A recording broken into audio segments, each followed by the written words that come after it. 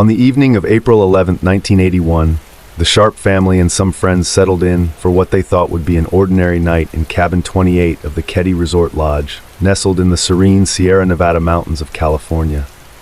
By morning, the quiet town of Keddie would awaken to a nightmare, a brutal massacre that would leave 4 people dead, shake the small community to its core, and spark one of the most haunting unsolved murder cases in U.S. history. Over 40 years later, the mystery of what happened that night remains unsolved. But new developments have shed light on chilling details, reviving hope that justice may still be served. The following morning, Sheila Sharp, then 14 years old, returned to Cabin 28 after spending the night at a friend's house nearby. She stepped into the cabin and was immediately confronted with a scene of unimaginable horror. Her mother, 36-year-old Sue Sharp, her brother, 15-year-old Johnny Sharp, and his 17-year-old friend Dana Wingate were dead, brutally murdered in what could only be described as an act of pure savagery. The victims had been tied with electrical cords, their bodies bearing signs of extreme violence. Blood spattered the walls and ceilings, and the weapons used in the attack. A bloodied butcher knife, a bent steak knife, and a claw hammer were found scattered in the living area.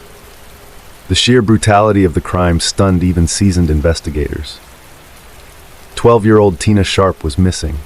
Her absence added a chilling layer of mystery to an already horrific scene. Strangely, Sheila's younger brothers, 10-year-old Rick and 5-year-old Greg, were found unharmed in a nearby bedroom alongside their friend Justin Smart, the son of a neighbor. None of the boys reported hearing anything unusual during the night. How they were spared from the violence remains a perplexing question. Sue Sharp had moved her 5 children to Keddie just a year prior, seeking a fresh start after leaving an abusive marriage. Described as a quiet, resilient woman, Sue worked hard to provide for her family despite their modest means. The family's life in Keddie was far from easy, but Sue was determined to build a stable home for her kids. In the aftermath of the murders, the search for Tina became a top priority. Tragically, her remains would not be discovered until 3 years later, when an anonymous tip led police to a desolate area in another county, nearly 50 miles away. Investigators recovered a portion of Tina's skull, confirming the worst fears of the Sharp family and the small Keddie community. From the beginning, the investigation into the Keddie cabin murders was riddled with problems. Early on, police focused their attention on 2 suspects, Marty Smart, a neighbor who lived just 2 cabins away, and his roommate, Bo Bubede, an ex-con with a murky past. Marty was an abusive husband, and rumors circulated that Sue Sharp had been counseling his wife Marilyn to leave him. Some believe Marty saw Sue's involvement as an unforgivable intrusion into his marriage and erupted in rage. Shortly after the murders, Marty moved to Reno, Nevada, raising further suspicions. Bo, meanwhile, had a criminal history and was reportedly close to Marty. Given the brutality of the crime, authorities believed it was likely the work of more than one person, which placed Bo under suspicion as a potential accomplice. Despite these leads, the investigation stalled. Critical evidence was mishandled or overlooked, and questions were raised about possible corruption within the Plumas County Sheriff's Office. Some community members even speculated that Sheriff Doug Thomas, who oversaw the case, had ties to Marty Smart, a claim Thomas vehemently denied. Nevertheless, the lack of progress fueled conspiracy theories and deepened frustration among the victims' families. In 2013, the case was reopened by Sheriff Greg Hagwood and investigator Mike Gamberg, both of whom had personal ties to the victims. Determined to right the wrongs of the original investigation, they uncovered a series of shocking revelations that shed new light on the murders.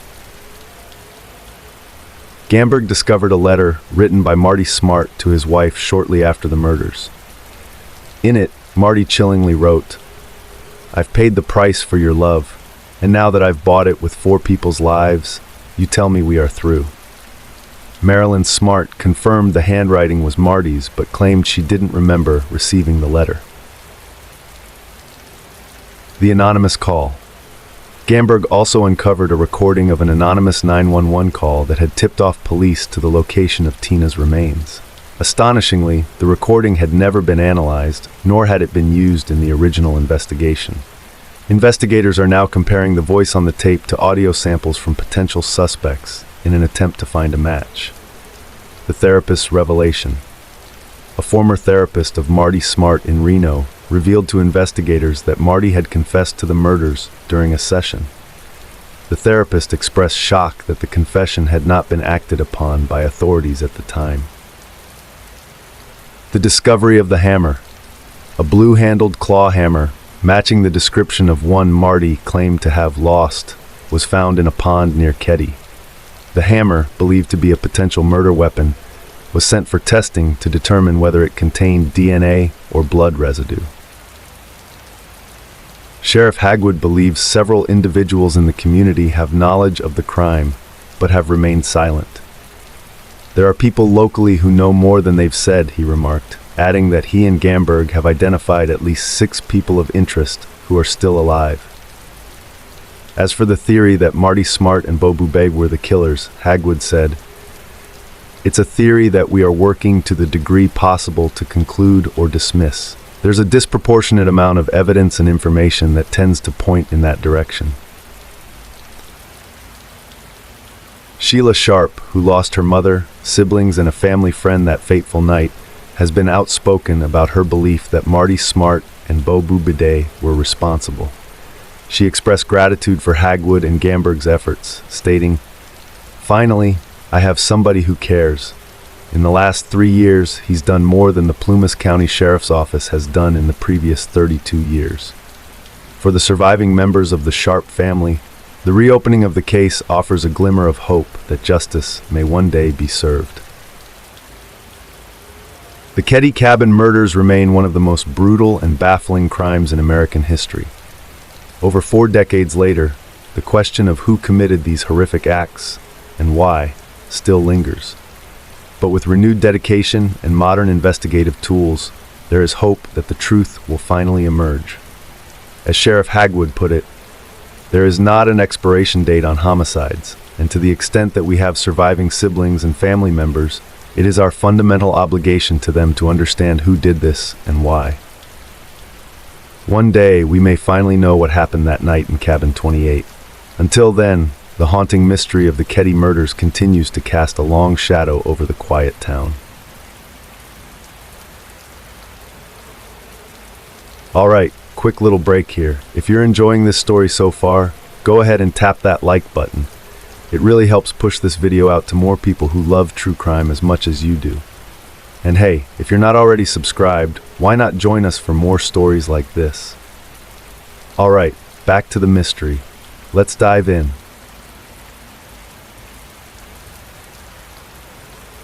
On February 22, 1946, Jimmy Hollis, 25, and Mary Jean Larry, 19, were returning from a date in the border town of Texarkana, straddling Texas and Arkansas.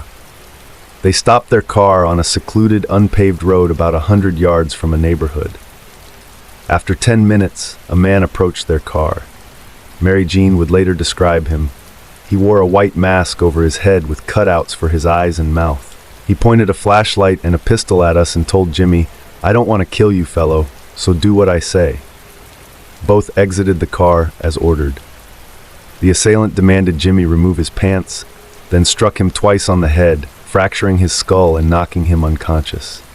The attacker then attempted to rob and assault Mary Jean, though she pleaded they had no money. He struck her, knocking her down, and ordered her to run. When she did, he caught up to her, struck her again, and continued his assault. Jimmy eventually regained consciousness and flagged down a passing car, likely scaring off the assailant. Both Jimmy and Mary Jean survived, but Jimmy remained in the hospital for over 12 days. Just a month later, on March 24th, 29-year-old Richard L. Griffin and 17-year-old Polly Ann Moore were found dead in a parked 1941 Oldsmobile on a lover's lane nearby.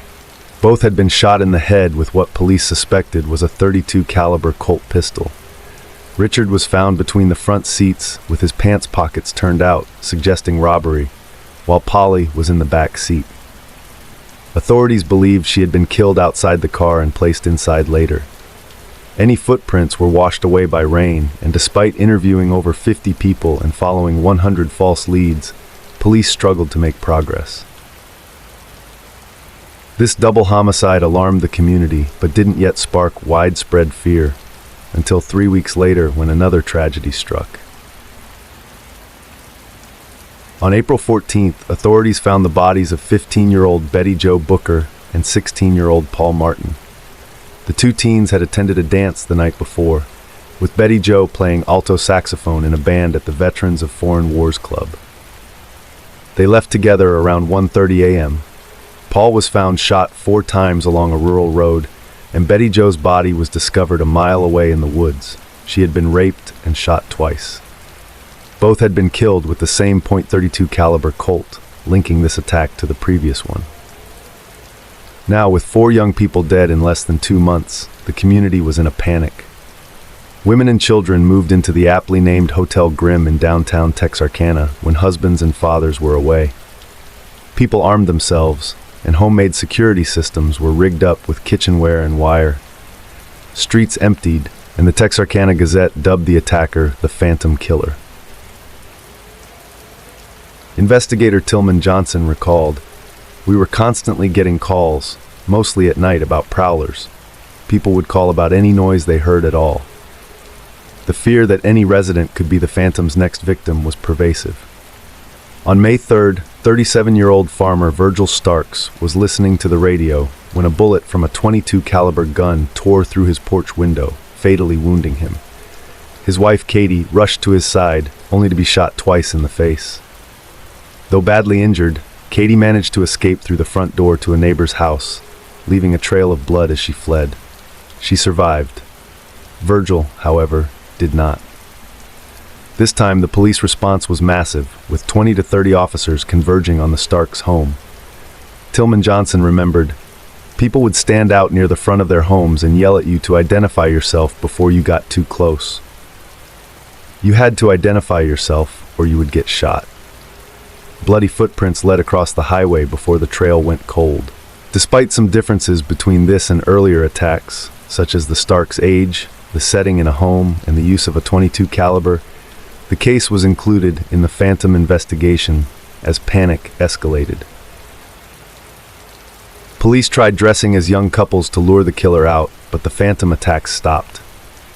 2 months later, the community began to feel safe enough to return to normal life, though no one was ever apprehended. Several theories about the Phantom killer's identity emerged, but 2 suspects stand out. H.B. Duty Tennyson, a college student, left behind a suicide note confessing to the murders. In it, he allegedly wrote, "Why did I take my own life? Well, when you committed 2 double murders, you would too. Yes, I did kill Betty Jo Booker and Paul Martin in the city park that night, and killed Mr. Stark and tried to get Mrs. Stark." Duty's cousin, forensic psychiatrist Dr. John Tennyson, later suggested that Duty had connections to the victims. He had been an usher at a theater some victims had attended before their deaths, attended high school with Betty Jo, and was acquainted with a family member of Keddie Starks.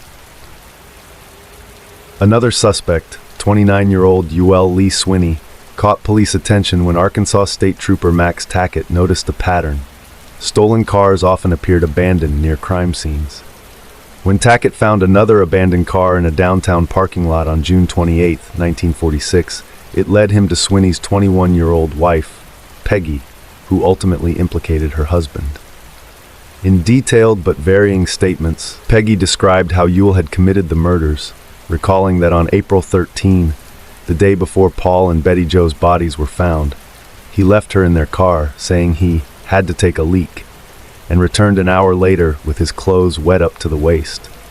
She also mentioned that Paul's date book had been thrown in some bushes, a fact only the sheriff knew, as he had personally discovered the book. Despite Peggy's admissions, her testimony was legally protected as she and Ewell had married hours before their arrest. Investigators subjected Ewell to a truth serum in Little Rock, but he passed out due to an overdose of the drug. "I think if we'd kept him here in Texarkana and kept questioning him, we would have eventually gotten the truth," Johnson lamented. Though Peggy was jailed briefly for her role in car theft, she was eventually released. Yo was sentenced to life in prison on a habitual criminal charge, but he was paroled in 1973. He died in 1994 without ever being charged for the murders. The Texarkana Phantom murders left a lasting scar on a once unfazed community. As local resident W.E. Atchison, who was 16 at the time, recalled, "The big wonder for everyone back then was whether the killings were being done by someone who lived among us, and I still wonder who did it." Across 4 attacks, 5 people were killed and 3 others severely injured, yet the identity of the Phantom killer remains unsolved.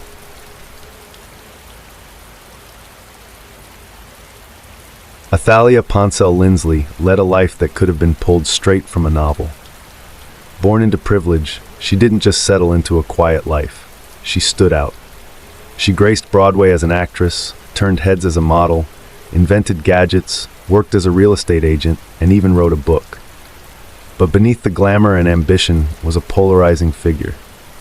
The Orlando Sentinel once described her as sharp-tongued and aggressive, someone who would not have won any popularity contests. Her drive extended to politics, but in 1970, her run for the Florida legislature ended in failure. By 1973, Athalia had turned a new chapter, marrying James Lindley, a real estate agent and former mayor of St. Augustine, Florida. It might have seemed like a happy ending, but just months into their marriage, cracks were already forming.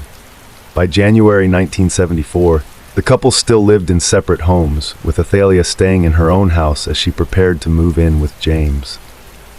Tragically, she would never get the chance. On January 23, 1974, just after 6 p.m., Athalia stepped onto her porch with Clementine, her pet blue jay. It was a routine moment that turned horrifying in an instant. Out of nowhere, a man approached with a machete and attacked her with such ferocity that by the time police arrived, she was nearly decapitated. "She was dead when we got there," Police Chief Virgil Stewart later said. "She had been badly butchered. Her head was almost cut off." The brutality of the attack sent shockwaves through the peaceful, historic streets of St. Augustine. And Clementine? The little blue jay vanished that night, adding an eerie touch to an already haunting crime. A neighbor, 19-year-old Locke McCormick, heard Athalia's screams and rushed over, only to find her lifeless body on the porch. Locke told police he saw a man, somewhere between 40 and 60 years old, walking away. The man wore a white shirt and dark pants, but Locke couldn't see his face. Another witness reported spotting a trail of blood leading around the south side of Athalia's home. In a baffling move, a police officer ordered ambulance attendants to hose down the blood, destroying potential evidence. Investigators scrambled to piece together what had happened. A $500 reward was offered for any information, a modest sum that reflected the urgency but also the limitations of the small-town police force. Then, on February 17th, a break in the case came, or so it seemed. A county mechanic named Dewey Lee discovered a machete, a bloodied white shirt, dark pants, a watch, and shoes in the marshes just a mile from Athalia's home. But the discovery raised as many questions as it answered. As the investigation into Athalia's murder stalled, another chilling event shook the community. Frances Bamus, a 70-year-old retired public relations executive and fashion consultant, was reportedly working on a book about Athalia's murder. Frances had told friends she believed she knew something about the crime, but seemed unconcerned about her own safety. In fact, she publicly declared St. Augustine to be the safest place I have ever lived. She continued her nightly walks until November 3, 1974. That evening, Frances was brutally murdered. Her body was found in a vacant lot not far from Athalia's home. She had been bludgeoned with a stone block, her body partially burned, and her clothes torn, though no evidence of sexual assault was found. Despite the proximity in time and location, Police Chief Virgil Stewart insisted there was no connection between the murders. But to many, the two brutal deaths seemed too close for coincidence. The search for Athalia's killer centered on two primary suspects: her estranged husband, James Lindley, and her neighbor, Alan Stanford. Theory 1. James Lindley presented himself as an easygoing real estate agent and former mayor, but Athalia's letters to her sister told a very different story. In one letter, she described James as a complete leech, a complete liar, and noted that she had changed the locks on her home. Adding fuel to the fire, there were rumors that the crime scene had been cleaned up to protect James. At trial, James admitted he owned a machete similar to the murder weapon, which he kept in his car for clearing brush. After Athalia's death, he turned the machete over to police, but claimed he couldn't be sure if it was the one used in the crime, saying, "All machetes look alike to me." James's alibi on the day of the murder also raised eyebrows. According to author Elizabeth Randall, there was a 15 to 25-minute gap in his timeline, enough time for him to drive to Athalia's house and commit the crime. Theory 2. The neighbor. Athalia's relationship with her neighbor, Alan Stanford, was anything but friendly. Known for her love of animals, Athalia kept noisy pets, including dogs and, at one point, a goat. This didn't sit well with her neighbors, who filed noise complaints. Athalia retaliated by cutting branches from Stanford's trees that hung over her property line and planting bamboo near his driveway. The feud escalated when Athalia publicly accused Stanford, who was a county manager, of neglecting his duties and even sabotaging her car by putting sugar in the gas tank. On October 9, 1974, just months before her murder, Athalia reported to officials that Stanford had threatened her life, saying, "I'll kill you." On the day of the murder, investigators noted a blood trail leading from Athalia's driveway to a concrete wall separating her property from Stanford's. Locke McCormick initially reported seeing Mr. Stanford hitting Miss Ponsell, though he later clarified he hadn't seen the man's face. Then there was the evidence found in the marshes. Among the items was a watch identified as Stanford's. While Stanford claimed his watch had gone missing and a jeweler confirmed it was his, the evidence wasn't enough to convict. Stanford's church and friends raised $250,000, over $1.3 million today, for his defense, suggesting the community's divided loyalties. Defense attorneys argued that Dewey Lee, the mechanic who found the evidence, had planted it. They even brought forward a witness who claimed to have seen Dewey in Athalia's yard 2 hours before the murder. Ultimately, the jury deliberated for just 2.5 hours before acquitting Stanford. In less than a year, 2 brutal murders rocked St. Augustine, leaving a legacy of fear and unanswered questions. Was Athalia killed by a vengeful husband, a feuding neighbor, or someone else entirely? And was Frances Bemis's death truly unrelated, or was she silenced for knowing too much? To this day, the case remains unsolved, its secrets buried along with its victims. What we do know is that Athalia Lindley's life, marked by ambition and defiance, ended in a horrifying act of violence that continues to haunt the quiet streets of St. Augustine.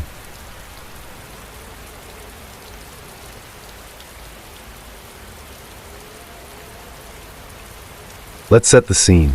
It's the 1930s, and Cleveland, Ohio, is in the grip of the Great Depression. The city is struggling, people are out of work, shanty towns are popping up everywhere, and hope is hard to come by. In a place called Kingsbury Run, a ravine near downtown, the city's most desperate residents, transients, the homeless, and people just scraping by, are trying to survive in makeshift camps. Now imagine this. In the midst of all this hardship, a killer emerges. A killer unlike anything the city has ever seen. People start turning up dead, dismembered, decapitated, and left in horrifying displays. The police don't know who's doing it, but one thing is clear. Cleveland has a serial killer on its hands. They call him the Mad Butcher of Kingsbury Run, and his crimes are so brutal that they still haunt the city today. The story begins in 1934, when a woman's mutilated body is found on the shores of Lake Erie near Euclid Beach. She becomes known as the Lady of the Lake. Her lower torso is discovered first, but her limbs and head are missing. What's even stranger? Her skin has been treated with some kind of chemical, leaving it reddish and leathery. At first, police think this is just a one-off crime, but later, they realize she's the first victim of a far more terrifying killer. Fast forward to September 1935, when another body is discovered near a place ominously called Jackass Hill in Kingsbury Run. This victim is a young man, dubbed John Doe 1. His head and genitals have been removed, and just like the Lady of the Lake, his skin shows that same eerie chemical treatment. At this point, police start putting the pieces together. Cleveland has a serial killer, and he's targeting the city's most vulnerable people. The killer's signature. What sets this killer apart is his horrifying precision. Let's break it down. Decapitation. Most of the victims are beheaded, and the heads are rarely found. This makes identification nearly impossible. Can you imagine the kind of cold calculation it takes to do that? Not once, but over and over again. 2. Dismemberment. The bodies are often cut into pieces, with limbs and torsos left in different locations. It's like the killer wants to make sure these victims are never whole again. 3. Chemical treatment. Some of the bodies show signs of exposure to chemicals, possibly to preserve them or destroy evidence. Whatever the reason, it's chilling. And number 4. Victim profile. Most of the victims are transients or people living on the fringes of society. Sex workers, the homeless, and day laborers. They're people who are often overlooked, which may be exactly why the killer chooses them. Over the next few years, the murders continue. The bodies keep piling up, each one more shocking than the last. Let's talk about some of the most infamous cases. Florence Polillo, January 1936. Florence is one of the few victims identified. She's a sex worker and barmaid, and her dismembered body is found wrapped in butcher paper and dumped across multiple locations in downtown Cleveland. Her murder confirms what everyone's starting to fear. The killer is targeting society's most vulnerable. John Doe 2. This time, 2 headless bodies are found together near Kingsbury Run. 2 victims placed side by side as if the killer is putting on a gruesome display. It's a twisted form of taunting, a reminder that he's still out there. Jane Doe, February 1937. Under a bridge, a headless woman's body is discovered. The same signs of dismemberment and chemical treatment are there, but her identity, like so many others, remains a mystery. The final known victims, August 1938. The last 2 bodies are found within sight of Eliot Ness's office. Yes, that Eliot Ness, the same man who brought down Al Capone. The killer is practically mocking him, leaving the victims' headless torsos in plain view. By now, Cleveland is in a full-blown panic. The gruesome nature of the murders has everyone terrified, and the police are under immense pressure to solve the case. That's when Eliot Ness steps in. As Cleveland's public safety director, Ness is determined to stop the killer. But this isn't Chicago, and Ness isn't dealing with gangsters anymore. This is something darker, something far more sinister. Ness takes bold action. In 1938, he ordered a massive raid on Kingsbury Run, where many of the city's homeless live. The shanty towns are burned to the ground in hopes of flushing out the killer or scaring him into stopping. But it doesn't work. Instead, it leaves countless people displaced and terrified. Ness also leans on the emerging field of psychological profiling. Investigators speculate that the killer might be a doctor, a butcher, or someone with an unsettling knowledge of anatomy. The precise dismemberments suggest a level of skill that's hard to ignore. Over the years, 2 suspects have stood out. A bricklayer with ties to victim Florence Polillo, Dolezal is arrested in 1939 and confesses to the murders. But here's the thing. His confession doesn't hold up. He later recants, saying he was coerced, and before he can go to trial, he's found dead in his jail cell. His injuries suggest foul play, deepening the mystery. Was he the killer, or just a convenient scapegoat? Dr. Francis Sweeney, a much more compelling suspect. Dr. Sweeney was a surgeon and a World War I veteran with a history of erratic behavior, possibly linked to psychological trauma. Ness personally interrogated Sweeney, who failed multiple polygraph tests. But Sweeney had powerful political connections, and he was never formally charged.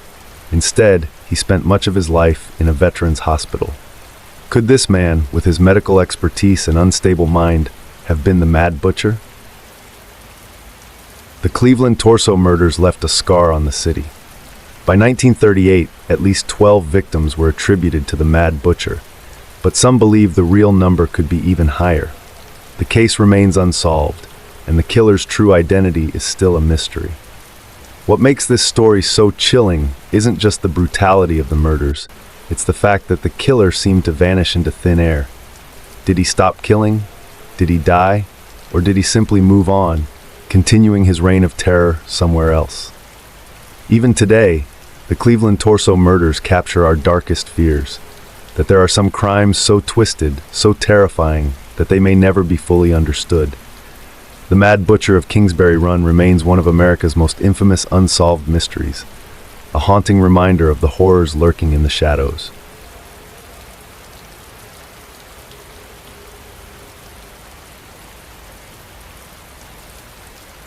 On July 26, 1974, a young girl walking her dog in the dunes of Race Point Beach near Provincetown, Massachusetts, made a chilling discovery. She stumbled upon the partially decomposed body of a woman hidden in a patch of scrub brush. Lying on a green beach blanket, the body was found with both hands missing, severed at the wrists, and some teeth removed, likely an attempt to prevent identification. Police believed she had been dead for approximately 2 weeks before the discovery. The woman was estimated to be between 20 and 40 years old, with reddish-brown hair tied back in a ponytail. She was approximately 5'6" to 5'8" tall and weighed around 145 pounds. She was found wearing Wrangler jeans and a blue bandana, but no shirt, and there were no signs of sexual assault. The woman had sustained blunt force trauma to the head, which was determined to be the cause of death. Near the body, a set of footprints and tire tracks were discovered, but these clues ultimately led nowhere. The press dubbed the unidentified victim the Lady of the Dunes, and the mystery of her identity, as well as the circumstances of her murder, has haunted investigators and locals ever since. Early investigations focused on determining the identity of the Lady of the Dunes. Police checked missing persons databases, interviewed local residents, and examined the victim's dental work. Her teeth had been professionally maintained, indicating she likely had access to regular dental care, which was somewhat uncommon at the time. Without a name, the case stalled. Over the years, law enforcement agencies used various forensic techniques, hoping that advances in technology might provide new leads. Multiple attempts were made to reconstruct her face using forensic artistry and later, computer-generated reconstructions. For decades, her unidentified body was buried in Provincetown with a marker reading simply, "Unidentified female body found Race Point Dunes, July 26, 1974. Several theories and potential suspects have emerged over the years, but none have provided definitive answers. Mob connections. Some speculated that the Lady of the Dunes may have been a victim of mob activity. Her hands were removed, a detail often associated with gangland killings to prevent fingerprint identification. However, no connections to organized crime were ever substantiated. Serial killers. Tony Costa, a local carpenter and handyman, was convicted of killing several women in Provincetown in the 1960s. Known as the Cape Cod Vampire, Costa's brutality and location led some to believe he could have been involved. However, Costa had already died in prison by 1974. Another potential suspect was Haddon Clark, a confessed serial killer who claimed to have murdered the Lady of the Dunes. Clark had a history of mental illness, and while he provided some credible information, he also claimed to have killed numerous victims that were later disproved, making his confession unreliable. The Jaws connection. One of the most intriguing theories surfaced in 2015 when author Joe Hill, son of Stephen King, noticed a woman resembling the Lady of the Dunes among the extras in the 1975 blockbuster Jaws. Filming for Jaws took place in Martha's Vineyard, Massachusetts, not far from Provincetown. This woman was seen wearing similar clothes to those found with the Lady of the Dunes, sparking speculation that she might have been an extra in the film. While this theory added a fascinating angle to the case, no concrete evidence emerged linking the woman on screen to the Lady of the Dunes. Locals and possible personal connections. Given that Provincetown was a relatively small community, some speculated that the killer might have been someone familiar with the area. Despite interviews with many local residents, investigators were unable to uncover any personal connections between the victim and the community. Furthermore, with Provincetown's tourism and seasonal visitors, the Lady of the Dunes could have easily been an outsider. With the development of DNA technology, the case saw renewed interest. In 2000, her body was exhumed to collect DNA samples, which were then entered into various DNA databases in the hope of finding a match. Despite several cross-checks and searches, no relatives or leads surfaced. With the rise of genealogical databases and forensic genealogy gave a new dimension to cold case investigations. After the success of using genealogical techniques to solve the case of the Golden State Killer, the Provincetown Police and the FBI were hopeful they might find a similar breakthrough for the Lady of the Dunes. In 2019, they began using genealogical techniques in an attempt to identify the woman or her relatives, and in 2022, this effort finally led to a significant breakthrough. After nearly 50 years, in October 2022, the FBI confirmed that the Lady of the Dunes had been identified as Ruth Marie Terry, a 37-year-old woman from Tennessee.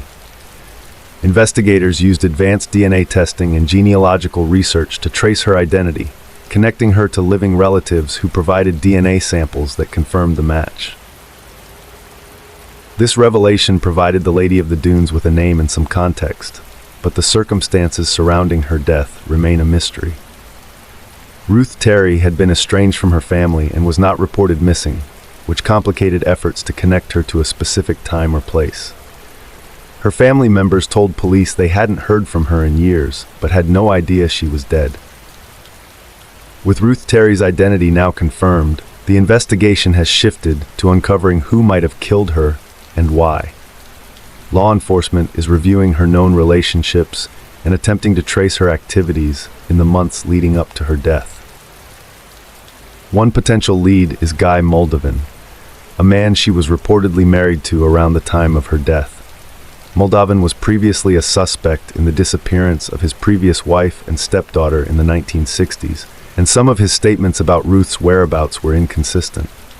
However, Moldovan passed away in 2002, making it challenging for authorities to pursue further leads directly involving him. Still, the FBI continues to investigate whether he or any other individuals were involved in her murder. The Lady of the Dunes case has become a prominent unsolved mystery, capturing the public's imagination and inspiring books, documentaries, and podcasts. For the community of Provincetown, Ruth Terry's story has been both haunting and fascinating, drawing visitors and amateur sleuths to Race Point Beach, hoping to uncover clues in the sands where her body was once found. Despite the identification, significant questions remain. The identity of Ruth Marie Terry finally brought some closure to the mystery, yet it left behind many unanswered questions. Investigators remain hopeful that advances in technology and public awareness could eventually solve the case fully, providing justice and answers to her remaining family and the Provincetown community.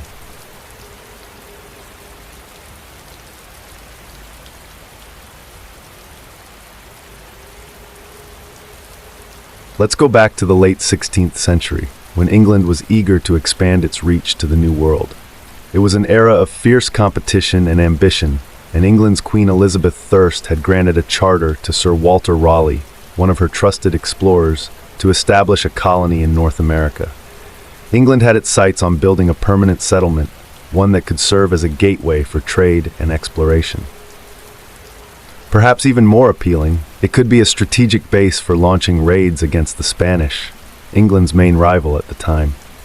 This colony would, they hoped, be the beginning of England's presence in the New World. The first attempt to establish this colony happened in 1585 when Raleigh sent an expedition led by Sir Richard Grenville to Roanoke Island, which is now part of North Carolina's Outer Banks.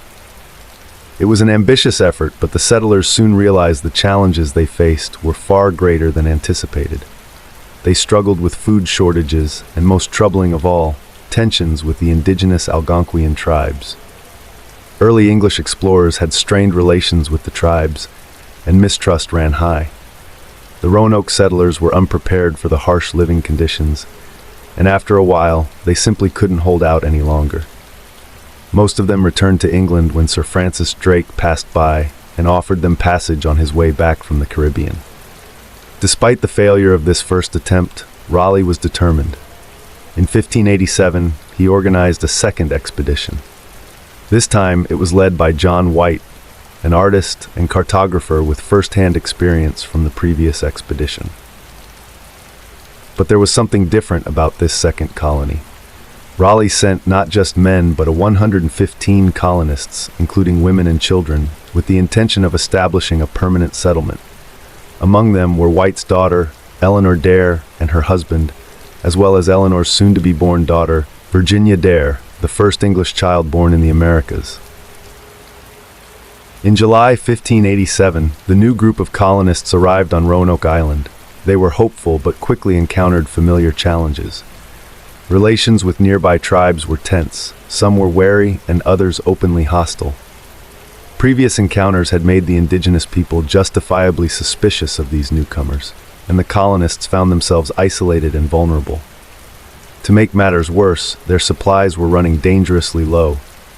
Desperate, John White decided he would return to England to gather the resources they needed to survive.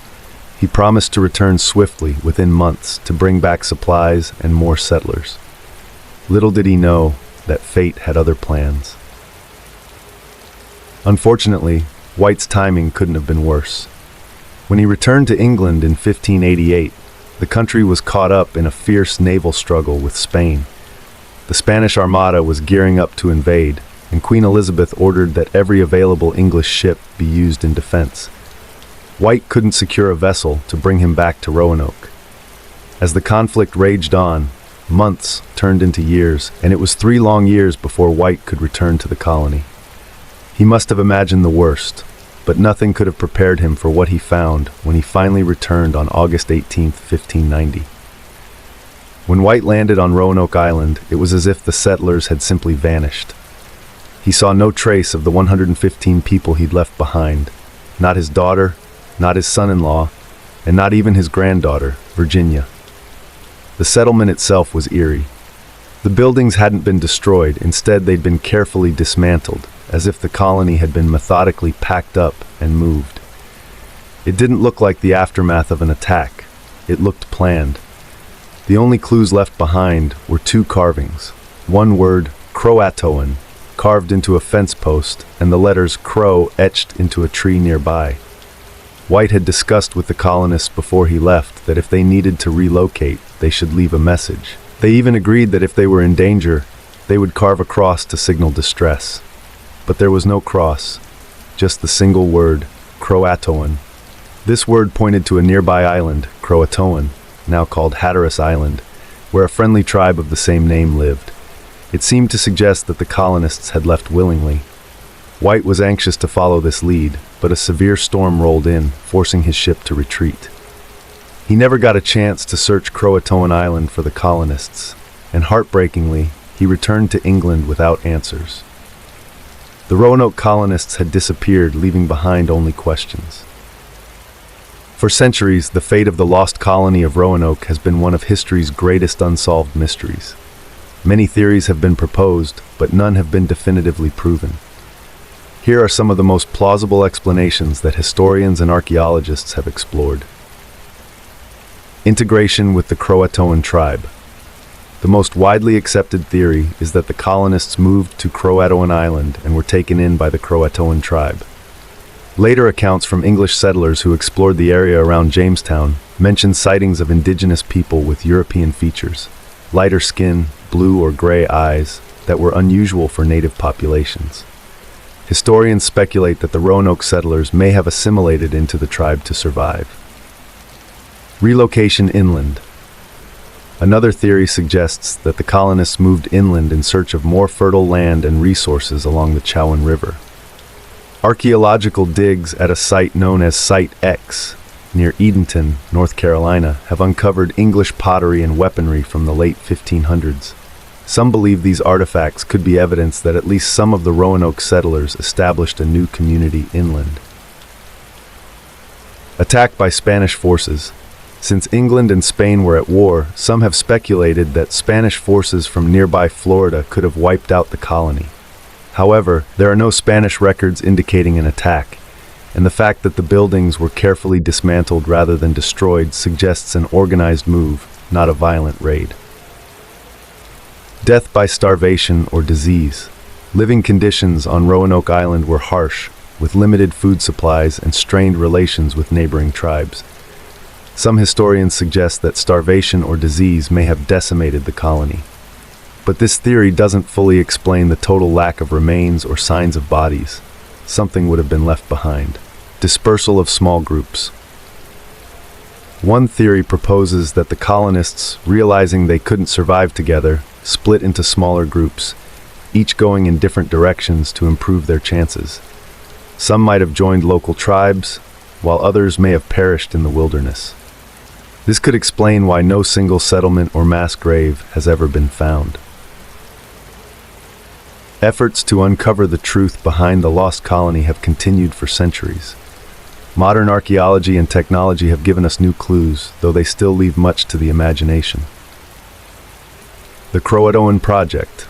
Archaeologists have conducted extensive digs on Hatteras Island, uncovering artifacts like writing slates, glass, and other items of English origin from the late 16th century. These finds suggest some level of contact between the Croatoan tribe and English settlers, lending credibility to the theory that the Roanoke colonists may have joined them. In 2012, researchers discovered another site called Site X in Bertie County, North Carolina. They found pottery and tools from the late 1500s, though no definitive evidence ties the site to the Roanoke settlers. Still, the discovery keeps the possibility alive that the colonists moved inland, away from Roanoke Island. The enduring legacy of the lost colony. The Roanoke colony's disappearance has become a legend in American history, a symbol of the unknown, and a reminder of the dangers and isolation faced by early settlers. Over the centuries, the tale of the lost colony has inspired countless books, movies, and theories, from realistic to the wildly speculative. And with each passing year, the story becomes more entrenched in American folklore. Even today, historians and archaeologists continue to search for answers. Advances in DNA analysis and ongoing archaeological efforts may eventually reveal what happened. But until then, the Roanoke colony remains one of history's most haunting mysteries, a story of hope, hardship, and disappearance without a trace. Will we ever know the fate of the lost colony? Only time, and perhaps a lucky discovery, will tell.